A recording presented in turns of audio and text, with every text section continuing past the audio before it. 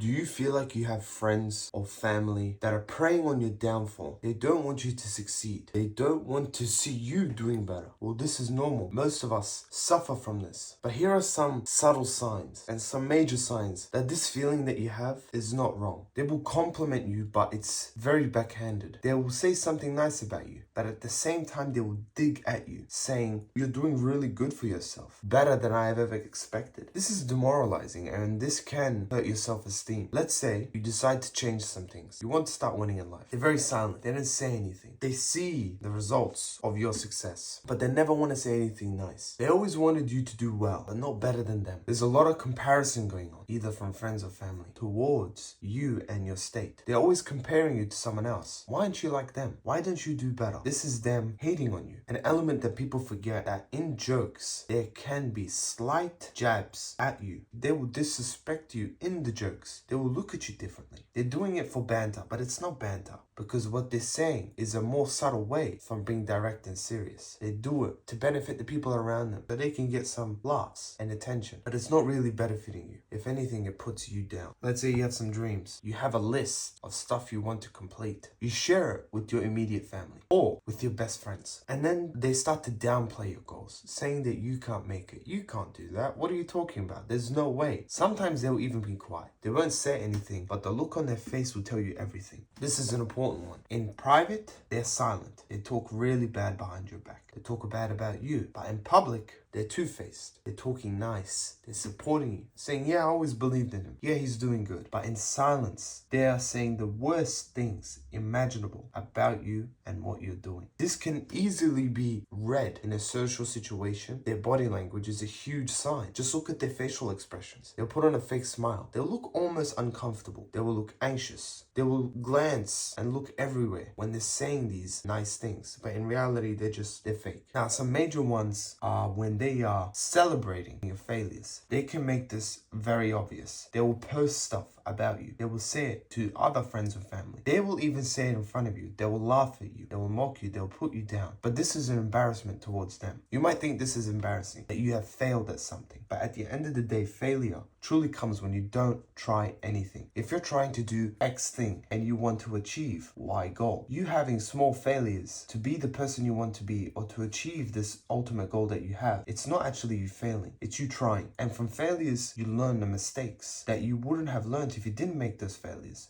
Failures are an important factor. They will teach you a lot of lessons. They will teach you what not to do again and how to avoid it and how to overcome it and be better. So failure is not as bad as people think. They will sabotage your progress. They will distract you, tempt you with bad things that you're not comfortable with doing. You don't want to do X, Y, and Z with them. So what they do, they pull you away from your goals and say you're boring, you're not fun, making you feel like you're missing out. But you're not missing out on anything. Let them do the fun stuff. Continue doing the boring stuff, because if you enjoy it, that's what matters, and that's what should be important to you. They don't want to help. They say they can't. They say they're busy. There's a big difference when someone doesn't want to do something and when they actually cannot support you. If someone is doing well for themselves financially and you are in a tough spot and they see that you're in a tough spot, but you're too embarrassed to ask, but they know you need help, maybe you've helped them many times before, they don't want to return the favor back because they don't care about you. They're only in it for themselves, because at the end of the day, we all need some help. But be careful on who you ask for help, because most of these people, they're not there to be with you. They're not there to actually support you and help you. They're there just to use you. They're very jealous of you. They can't stand the fact that you're doing better, that you're doing something with your life, that you're taking some sort of big risk. Some people might call you stupid, but most, they look at you as a risk taker.